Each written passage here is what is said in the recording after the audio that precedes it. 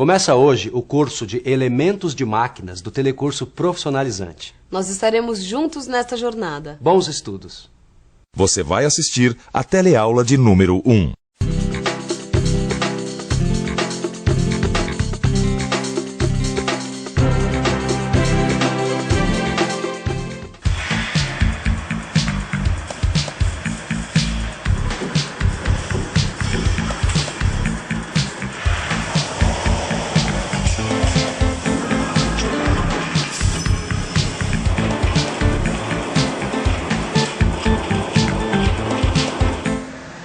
Homem e máquina. Tá aí uma dupla de grande sucesso.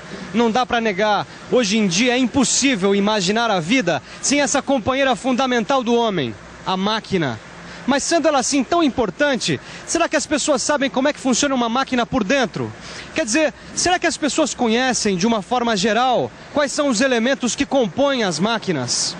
Pinos, parafuso e porca. Com pilhas, arruelas e chavetas.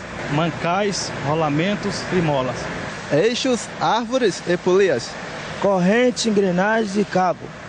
Não precisa se assustar. O pessoal daqui tá afiado porque é tudo gente do ramo. Agora, se você também quer ser um profissional da mecânica, ou se você já trabalha na área e quer se aperfeiçoar, você também precisa ficar afiado nesse assunto. Quer dizer, você precisa dominar muito bem os elementos de máquinas. Estudando esse módulo, você fica sabendo tudo sobre elementos de máquinas, suas funções, suas características e como eles são utilizados na prática. Com todo esse conhecimento, você fica muito mais preparado para operar as máquinas e até para corrigir defeitos que possam aparecer. Então chega de papo e vamos ao que interessa. Nessa teleaula você vai aprender o que são elementos de fixação. Vai ver que existem dois tipos de união de peças, a móvel e a permanente. E vai conhecer melhor alguns elementos de fixação.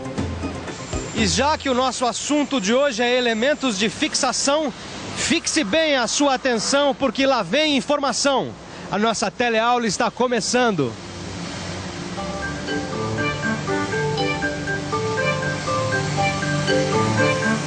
Você está vendo essa caixa de ferramenta aqui? Tô.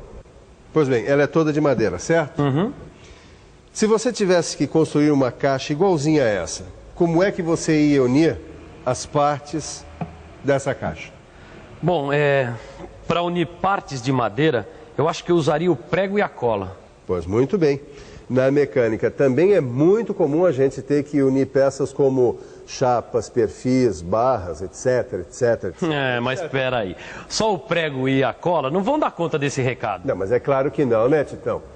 Na mecânica, as peças a serem unidas, elas exigem elementos próprios de união. Ah, você está falando de pinos, cavilhas, rebites, parafusos, porcas. Exatamente, disso e muito mais.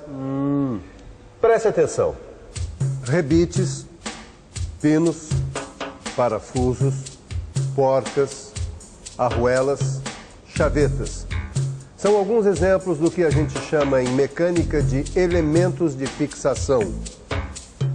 Quer dizer, na mecânica, elementos de fixação são elementos que servem para unir duas ou mais peças. Ah, então é isso. Você tem toda a razão, mestre Silva. Na verdade, eu vou ter que dar uma boa checada nos elementos de fixação desta máquina para ver o porquê que ela está vibrando tanto. É isso aí, seu Tito, é isso aí. Nessa e nas próximas teleaulas você vai ficar conhecendo cada um desses elementos de fixação. Você vai saber quais são suas características, de que material é feito, suas aplicações, representação, simbologia. E vai aprender também alguns cálculos necessários na hora de usar esses elementos. Sabe, seu Jair, essa bicicleta aqui que o senhor trouxe para eu consertar vem bem a calhar com o assunto da nossa teleaula de hoje. Como assim? É o seguinte, é que nela fica bem fácil de ver que a união das peças feita pelos elementos de fixação pode ser de dois tipos, união móvel e união permanente. União móvel e... Peraí, senhor Anês. Peraí que eu não sou do ramo, né? Olha, é fácil, seu Jair. Na união móvel, os elementos de fixação eles podem ser montados e desmontados sem causar qualquer dano às peças que foram unidas. Tá vendo aqui, ó? Essa união aqui, feita com parafuso, porca e arruela, é um exemplo de união móvel. Mas essa aí eu entendi. Agora me diga uma coisa. E a união permanente, como é que é? Bom, como o próprio nome está dizendo, a união permanente não tem esse negócio de monta e desmonta, não. Nela, uma vez fixados, os elementos só podem ser retirados na marra, quer dizer, quebrando, danificando. É o caso das uniões feitas com rebites, soldas. Ah, tá aqui, ó. Achei o defeito, a solda tá trincada. Bem na solda, ó. Bem no elemento de fixação. Ó, quebrou agora, ó. Quebrou agora, foi você, hein? Esse conserto está rendendo para a nossa teleaula. E pode anotar, geralmente os elementos de fixação são os componentes mais frágeis de uma máquina. E é por isso que todo elemento de fixação, seja móvel ou permanente, deve ser usado com muita habilidade e cuidado. E é só botar a cabeça para funcionar um pouco para a gente perceber o que acontece se a gente não fizer isso. Vamos pensar um pouco? Vamos pensar um pouco. Peraí, acho que não tem segredo. Na hora de projetar um conjunto mecânico, é preciso escolher com muita atenção o elemento de fixação mais adequado ao tipo de peças que vão ser unidas ou fixadas. É isso. Se, por exemplo, a gente for unir peças robustas e usar elementos de fixação fracos, o conjunto vai acabar apresentando problemas. Quer dizer, um elemento de fixação mal dimensionado pode significar desperdício de tempo, de materiais, de recursos financeiros e também danos humanos. Desperdício de tempo, de materiais, de recursos financeiros e ainda danos humanos. Ah, isso pra mim tem um nome, senhor Ananias. É prejuízo. Exatamente, seu Jair. É por isso que é importante dimensionar corretamente os elementos de fixação. E um bom projeto de máquinas também deve evitar a concentração de tensões nas peças fixadas. Como é que é? É o seguinte, se a união for mal dimensionada, as peças unidas podem ficar sujeitas à concentração de tensões. Essas tensões acabam danificando as peças. É isso que a gente chama de ruptura por fadiga de material. É o que aconteceu aqui, ó, na sua bicicleta. Fadiga de material?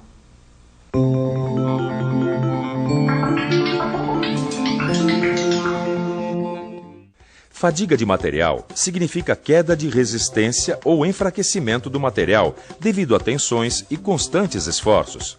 Exemplos de fadiga são as tensões que atuam na estrutura de um avião durante o voo ou em um carro durante uma corrida.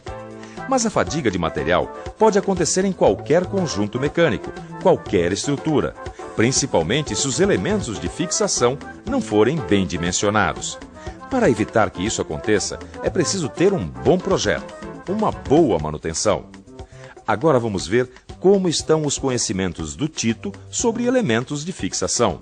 Quero ver se você é capaz de me dar uma descrição assim bem rápida desses elementos de fixação. Bom, vamos começar com o rebite. O rebite é formado por uma cabeça e um corpo cilíndrico. É fabricado geralmente em aço, alumínio, cobre ou latão. E é usado para a fixação permanente de duas ou mais peças. Muito bem, adiante. Bom, este aqui é o pino, que serve para unir peças articuladas. É bom lembrar que nesse tipo de união, uma das peças pode se movimentar por rotação. Você está indo muito bem, Tito. Bom, não vamos comemorar antes da hora. Ainda faltam vários tipos de elementos. O contrapino, por exemplo, ou cupilha. Trata-se de um arame ou haste fina com forma semelhante ao meio cilindro. Este arame ou haste é dobrado, formando uma cabeça circular e duas pernas de tamanhos diferentes. Não, peraí, vamos com calma. Antes de apresentar outros elementos de fixação, vamos ver na prática a utilização do rebite, do pino e do contrapino, que também é chamado de cupilha. Quem vai mostrar isso pra gente é o Jonas, aqui na máquina onde ele trabalha. Vamos lá, Jonas? Então, Jonas, mostra pra gente aí os elementos de fixação. Bom, aqui tem os rebites, o pino, contrapino ou cupilha. Agora sim, dá pra gente continuar e ver os outros elementos de fixação. Vai lá, Titão, a bola tá com você, rapaz. Oh, não, senhor. A bola está com um dos elementos de fixação mais conhecidos, o parafuso. Bom, o parafuso tem um corpo cilíndrico, roscado e uma cabeça que pode ter as mais variadas formas. Bom, O parafuso tem uma companheira inseparável, a porca. A porca tem a forma de prisma, cilindro ou tantas outras. Ela tem um furo roscado por onde é atarrachada o parafuso. Mas você não se esqueceu de que o parafuso tem também uma outra companheira inseparável, não é mesmo? Eu ia falar dela agora mesmo. É a arruela. A arruela é um disco de metal com um furo no meio. E é por esse furo por onde passa o parafuso. Reta final, Titão. Só faltam 2 elementos de fixação. Bom, primeiro eu vou falar do anel elástico. Esse elemento de fixação serve para impedir o deslocamento dos eixos. Também serve para limitar ou posicionar o movimento de uma peça que desliza sobre um eixo. Bom, agora só falta eu falar